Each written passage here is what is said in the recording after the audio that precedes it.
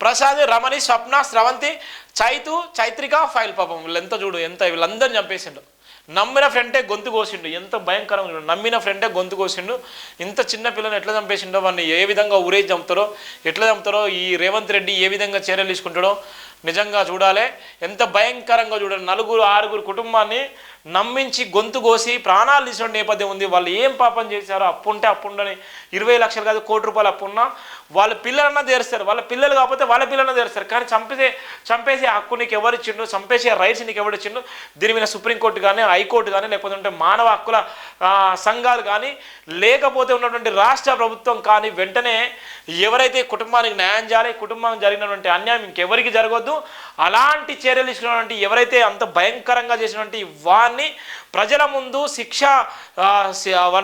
వారిని శిక్షించాలి. భయంకరంగా అరబీ కంట్రీలో ఉన్నటువంటి శిక్షలు వారిని చేయాలి. ఇంకోరు తప్పు చేయాలన్నా కూడా భయపడే విధంగా రాష్ట్ర ప్రభుత్వం చేయాలని కూడా నేను విన్నవించుకుంటున్న నేపథ్యం ఉంది. నమ్మిన ఫ్రెండే గొంతు కోసింది. ఇక్కడ చూడండి, వీళ్ళ పిల్లల ఫోటోలు ఎంత భయంకరం. వాళ్ళు రేపొద్దున కలెక్టర్లు కావచ్చు, డాక్టర్లు కావచ్చు, ఇంజనీర్లు కావచ్చు, రేపొద్దున వాళ్ళు ఎంతో సైంటిస్టులు కావచ్చు, ఎంత గొప్ప వాళ్ళు కావచ్చు. కానీ వీళ్ళు చంపే రైట్స్ ఎవరిచ్చింది చెప్పండి? ఎంత భయంకరంగా ఉన్నాయి. ఇక్కడ ఎంత బాధాకరం. నమ్మిన ఫ్రెండే గొంతు కోసిండు. ఆస్తి కోసం ఒకే ఫ్యామిలీలో 6 హత్య. ఉమ్మడి నిజామాబాద్ జిల్లాలో దారుణం. చనిపోయిన వారిలో దంపతులు, కవల పిల్లలు, 2 చెల్లెళ్ళు. పాపం లోన్ ఇప్పిస్తాన్ని నమ్మించి ఆస్తి రాయించుకున్న ఫ్రెండు తిరిగి ఇవ్వాలని ఒత్తిడి చేయడంతో వరుస హత్యలు. చూడు ఎంత ఘోరమో. కామారెడ్డి నిజామాబాద్ సంబంధించినటువంటి ఉమ్మడి జిల్లాకు సంబంధించినటువంటిది.